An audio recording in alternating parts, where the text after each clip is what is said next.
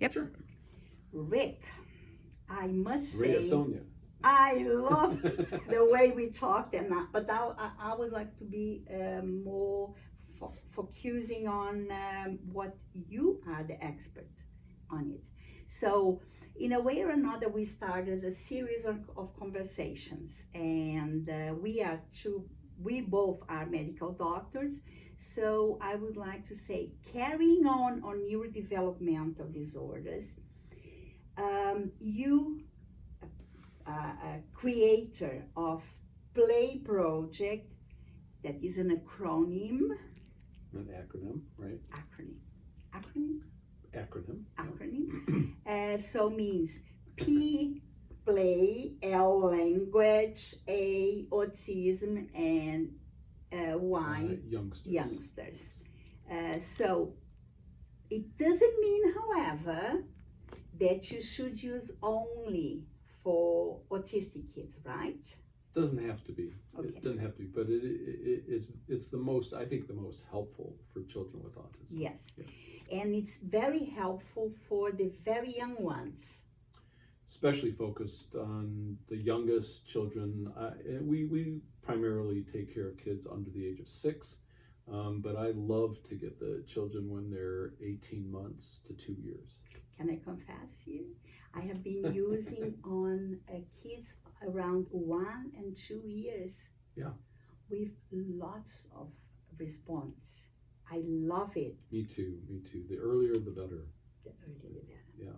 So I put some questions for you, and mostly, Okay. Why does it matter to learn about the methodology, the neurodevelopmental methodology of P.L.A.Y project to doctors, medical doctors? Why does it matter for parents, and why for therapists? Because depending on where you are, you can use it. Mostly, we want to empower parents. That's the most important thing is parents are in touch with their children for at least 40 hours a week, even when both parents are working, or if you have a single parent, you're still spending 40 to 50 at least waking hours. Why not use all those hours to help your child?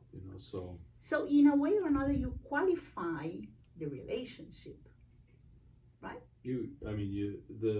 What we're encouraging in the P.L.A.Y project is what we call make every interaction a good interaction. So focus on the process of interacting with your child. It makes a big difference. Huge. And once they understand it, it occurs me that it reminds me when the teacher says upon their student, oh, the aha came up. Yeah. Isn't it? The aha moment. Yeah, the aha moment. Yeah. For parents? You mean for parents? For parents. Yeah, well, once parents get the idea, now, I joke that we take P.L.A.Y seriously, okay, but it's not a joke. P.L.A.Y is serious. Inbuilt in the brain. You remember Yakpansep? He Totally. says one of the characteristics in brain. So is P.L.A.Y. Well, and if you think of autism as primarily a social deficit disorder, a disorder of social interaction, then interaction, the process of interaction, looking at each other, nodding, smiling, is something that the parent should know about. The problem is we don't normally think about it. You're not thinking, oh, I'm looking at Rick. I'm making eye contact. I have put my body in a way that he understands. It's not natural to think about the interactional process, but in the P.L.A.Y project and other developmental models, I want to emphasize that we're not the only developmental model that's got research evidence, and that I actually think that parent implemented developmental models are going to become the treatment of the future, the intervention of the future. Why? Because focuses on interaction, imagination, and emotions. creativity has to Creativity. emerge from the neural system. Well, what you say is from the bottom up Bottom up, and from the inside out to then comes the top down. That's right. So you don't have a mature cortical area when you have a baby, but you have the underpinnings prepared, eager Yes. to make connections. In the typical baby. But I mean, this was Stanley Greenspan's great insight, and whose theoretical model we use, is that the foundations of interaction, emotion, imagination are built on these early developmental levels. And if you do not have those early developmental levels, I call the foundation of interaction and engagement and back and forth two-way communication, then your developmental house falls down. So is it okay when I compare for parents that you need to do the more expensive to build a house is the foundations? That's right. And it doesn't appear. No, that's right. It's below ground. It's below. You don't see the foundation, and yet if you don't have a solid foundation, you won't have a solid house. You won't have the language. I compare language as the walls. Yes. Because the cortical aspects are the roof. They come at the last. They come later. And parents want language, but if you force language, it's like building the roof on a house that's weak. No. They won't use it. It won't work. It's not gonna. And language has to be used to interact, to communicate to each other. But if you don't have a foundation, the kid doesn't know what to do. They repeat words. They look at a cartoon. Or they memorize them. Memorize. I want juice, please. It sounds unnatural, and they're not ready for sentences. First, all language has the same, and I wrote this chapter in my book called The Language Mountain. Mm-hmm. And what I argue for parents is that the language mountain, which is at the very top, is complete sentences and communication. At the bottom starts with the most fundamental aspects of communication, namely just sharing attention, like we're doing here. Yes. Being engaged, like we're doing here. Back and forth, Mm-hmm. two-way communication. You're nodding, I'm looking, we're not. Those are the bottom of the language mountain. Then comes gestures, gestural communication. Then comes receptive language. Then comes, at the top of the mountain, comes expressive language. This is the way all language develops. Exactly. All language. And when you have this not built in a linked way, you have fragmentation. That's right. And if you have fragmentation, the brain is not giving the real meaning of, and then comes a repetition. No, that point, that's a really important point. For me, when children with autism look out into the world, do they see the reality, the social reality, or do they just narrow things down to their special interests? Mm-hmm. Until you're connected, socially, existentially connected to the world, you're not able to make sense of it. And that's kind of what you're saying. You can't really make sense of the world. And then how can you function in a world that doesn't make sense to you?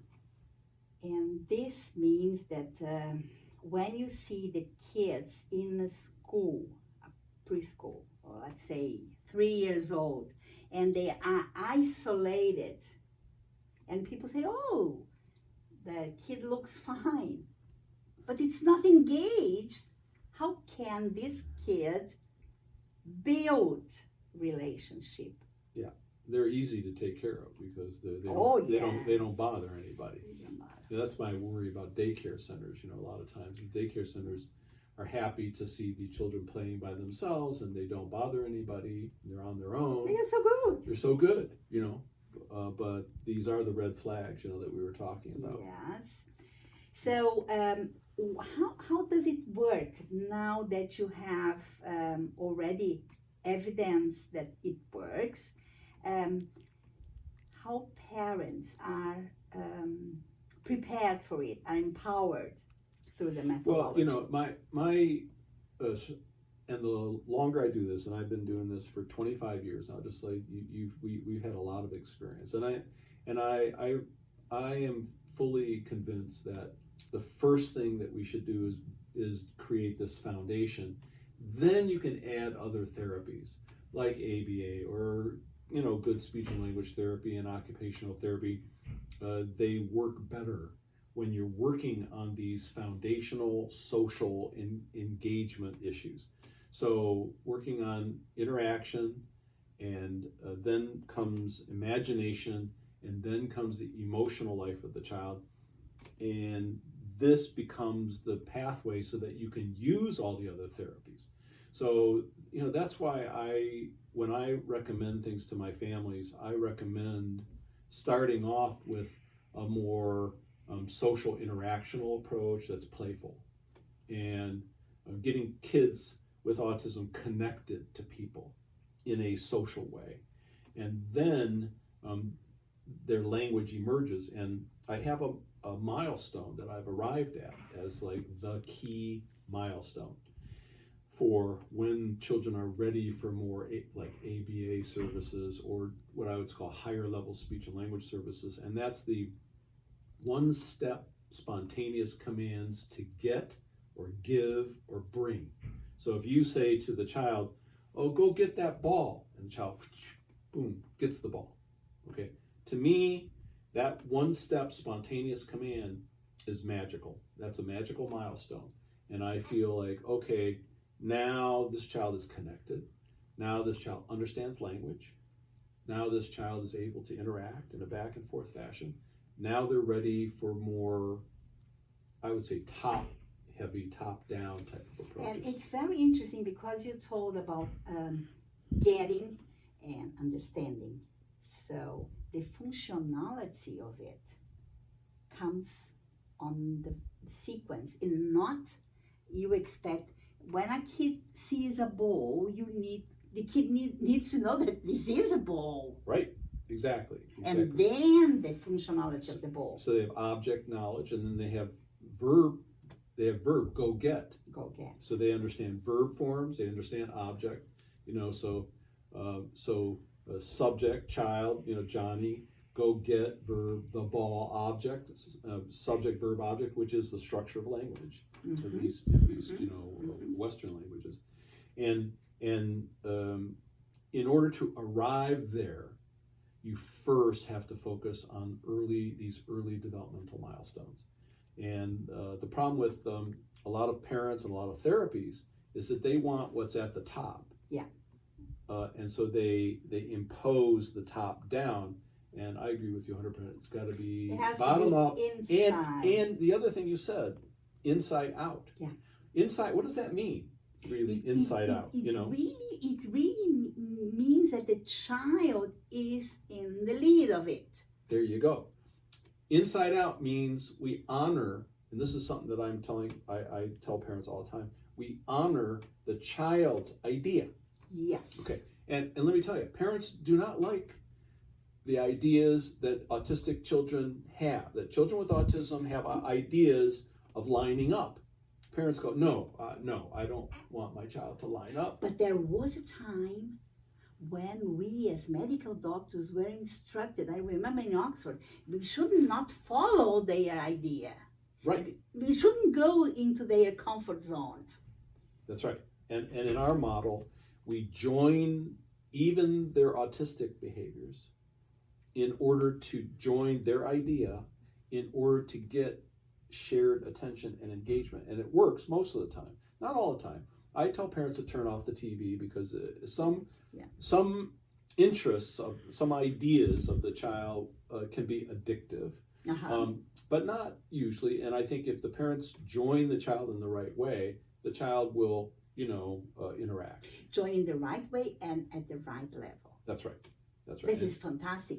This is something that the methodology of the P.L.A.Y project offers to the therapist, to the consultant. Yeah. So if you, and this is, I always recall your seminars and the way you tell people, listen, sometimes we have a mother who is so worried about teaching, yeah.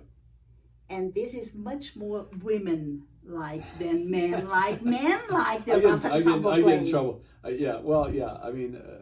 think that teaching is a tendency of all parents to teach their child. Yeah. But I think in the beginning you have to follow what the child wants. Exactly, and follow doesn't mean. And this is another care that we have to have as medical doctors to explain to parents that it doesn't mean to do their desire. No, the idea of what the child is interested. Yeah, and that goes to to our methods. The first thing is to recognize a child's idea, their intention, and then the second of our 5 methods is that you have to wait. So don't be in such a hurry. This is why this is kind of a luxurious model. You have to be patient and wait and see what the child wants. Then the third method is to follow what the child wants, because you can see what the child wants but not follow. And then the fourth is to get this interaction, which will happen, by the way. If you do method 1, 2, and 3, you will get back and forth interactions. And then the fifth is to, now that you understand what the child wants, you can add your idea. So for instance, if the child throws themselves on the couch, you might totally miss that idea. Like that was their idea. They ran and they threw themselves on the couch. And you go, oh, okay, that's their idea. Okay, I waited, I see it. And then you go to the child and you follow and you push them. You give them a squeeze and a push because they're seeking pressure from the couch. Oh, that's a good idea. Here, I'll give you pressure. I'm following your idea. And then the child will look at you and go, yeah, that was fun. And then you push them again, and then you wait. And then they look at you, and now you're having fun. And that's our first principle. Fun with people. And this is, for some medical doctors, this is, wow, yeah. Are we gonna get there? Yeah, how does following the child's lead help the child make progress? But in fact, it does. It does. It really does. Yeah. It does. And that's the rest of the P.L.A.Y project is we have a whole methodology for helping the child make progress, climb up the developmental levels, and it's almost surgical. When you know this child's profile, when you know what they love, when you know where they're at, and then you can challenge them at just a slightly higher level, and they will make progress. So you stretch to see the potential, but you don't have to go too fast, otherwise you follow out of it and then fragments the kid. That's right. And the evidence now, and maybe we can just conclude on this note of optimism, the evidence shows that many children, we're talking 20 to 30%, 40 to 50%, 20 to 30% make amazing progress. Now there's the 40 to 50% make very good progress. And then you might have another 20% that make steady progress. So I say you have slow movers, medium movers, and fast movers, but they're all movers. And these are children that have tremendous potential within themselves, which is why I love the work that we do, because it's so wonderful to see the children make those gains. Yeah, and I have to say, I have to thank you very much, and I have to thank Susan, who saw the potential inside me to come to learn the methodology. And I think one thing we have to say is that we love what we do. Absolutely. And this put us together with our kids and our families. Yeah. Well, that's what, we see eye to eye on this stuff. Yeah. And you turned me on to Yak Panksepp. who said that play is built in. It's built in. And I have seen this repeatedly, and I've referenced it repeatedly, that when parents do understand the joy of playing, the child connects to that playfulness. Play is built into all mammalian brains, and that's what we're taking advantage of. And that's something you taught me. I would like to end our conversation saying people can go to our sites.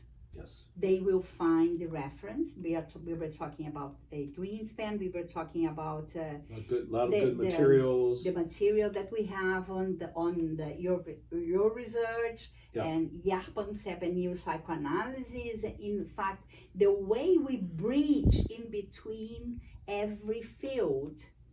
We have lots of fun papers over there, and we have your book.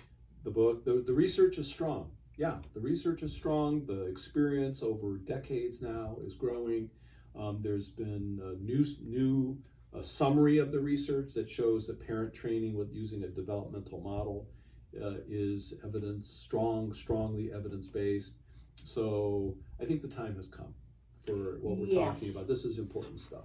We shouldn't touch hands, but I'm gonna use the alcohol now.